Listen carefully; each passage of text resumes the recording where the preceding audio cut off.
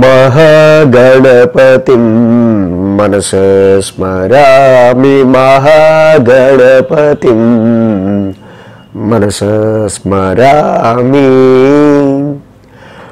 TR creations family అందరికీ నా హృదయపూర్వక ధన్యవాదాలు. సో ఈ వారం 14వ తారీఖు నుంచి 20వ తారీఖు వరకు కూడా ద్వాదశ రాశుల వారికి సంబంధించి రాశి ఫలాలు ఏ విధంగా ఉండబోతున్నాయి ఏంటనే చూద్దాం. ఈ వారం మేజర్ ట్రాన్సిటల్ చేంజెస్ విషయానికి వస్తే మెయిన్గా ఇక్కడ చాలా మెయిన్ ఇంపార్టెంట్ వీక్ అని చెప్పాలి. గత 2 నెలలుగా పెద్ద గోచారంలో గ్రహాల యొక్క సంచారంలో పెద్ద మార్పేం లేదు. కానీ ఈ యొక్క వారం కుజుడు మారుతున్నాడు, శుక్రుడు మారుతున్నారు, బుధుడు మారుతున్నారు, రవి మారుతున్నారు. మాసగ్రహాలన్నీ కూడా ఈ వారం మార్పులు చేర్పులు పొందబోతూ ఉన్నాయి. సో కాబట్టి ప్రతి రాశికి సంబంధించి చాలా మూమెంట్లో చేంజెస్ ఉంటుంది.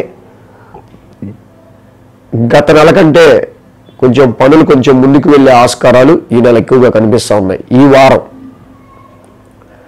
సో దానిలో మెయిన్గా కుజశనుల యొక్క సమసప్తమం ముగిసింది. అయితే ఇప్పుడు రవి ఈ వారం నుంచి కన్యలోకి వస్తారు కాబట్టి రవి శనుల యొక్క సమసప్తమం కంటిన్యూ అవుతూ ఉంటుంది. సో ఇలాగే గ్రహాల గోచారం చూస్తే గురుడు మిథున రాశిలో, శుక్రుడు సింహరాశిలో, చంద్రుడు సింహరాశి నుంచి సంచారం, కేతువు సింహరాశిలో, రవి కన్యారాశిలో, బుధుడు కన్యారాశి ఉచ్చక్షేత్రంలో, కుజుడు ముఖ్యంగా కుజశనుల యొక్క సమసప్తమం నడిచి ఎండైపోయి ఇప్పుడు తులారాశిలోకి ఈ వారం నుంచి అడుగు పెడుతున్నారు. కుంభంలో రాహువు, శని మీన రాశి. సో ఈ విధమైన గ్రహస్థితి ఆధారంగా ఇందాక మనం చెప్పుకున్న 4 మాస గ్రహాల యొక్క స్థాన చలనం ఆధారంగా ఈ వారం ప్రతి రాశికి ఎలా ఉండబోతుంది అనేది చూద్దాం.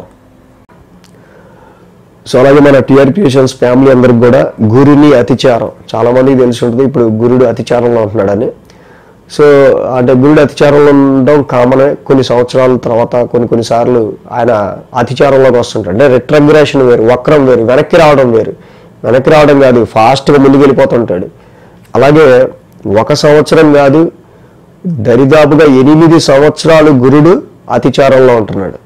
సో ఇది ఫస్ట్ టైం మన టిఆర్ క్రియేషన్స్ తరపున మన తెలుగు ఛానల్స్లో మనమే ఈ రీసెర్చ్ ఓరియంటెడ్గా ఈ యొక్క రీసెర్చ్ని గురుడి అతిచారాన్ని ఫస్ట్ మనం వీడియోస్ రూపంలో తెలియజేసింది. సో అతిచారం ఎలాంటి పరిణామాలు క్రియేట్ చేస్తుంది అనేది వీడియోస్ చేశాను ఆల్రెడీ. సో అదొక వీడియో. అలాగే ఈ అతిచారం వల్ల గోల్డ్ రేట్ ఎలాగా ఫ్లక్చువేట్ అయిపోతుంది అనేది, గోల్డ్ రేట్కి సంబంధించి దాని మీద కూడా ఒక వీడియో చేయడం జరిగింది. గురుడి అతిచారం 2025 నుంచి 33 వరకు 8 సంవత్సరాలు అతిచారంలో ఉండడం అనేది దరిదాపుగా కొన్ని వందల సంవత్సరాల్లో ఎప్పుడూ లేదు. ఫస్ట్ టైం ఫాట్ అని ముందు రాశికి వెళ్ళిపోతూ ఉంటాడు, పరిగెత్తుకుంటాడు గురుడు అంతే.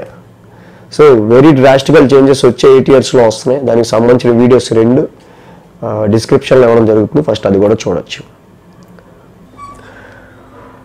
కర్కాటక రాశి చూద్దాం.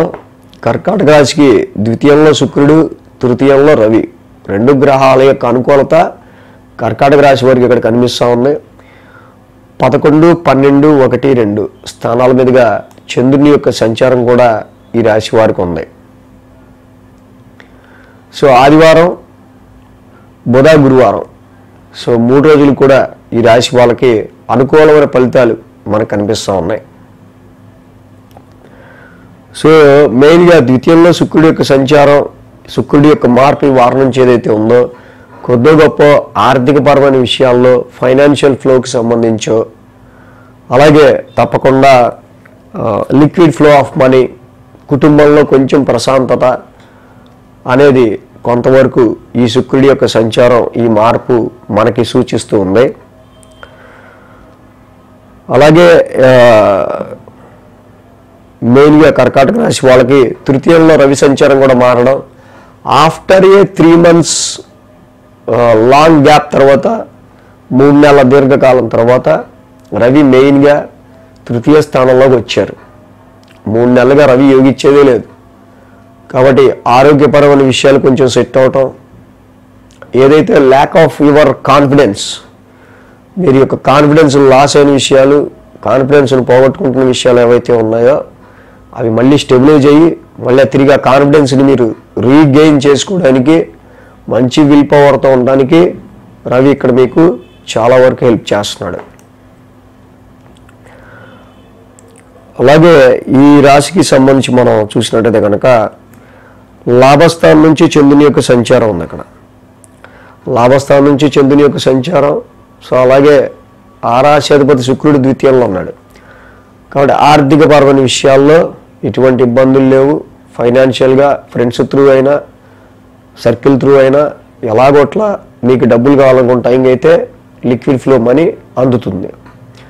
సోమ మంగళవారాల్లో 1000 స్థానంలో చంద్రుని యొక్క సంచారం. ఆల్రెడీ గురుడు ఈ రాశికి 1000 స్థానంలో సంచారంలో ఉంటూ ఉన్నారు.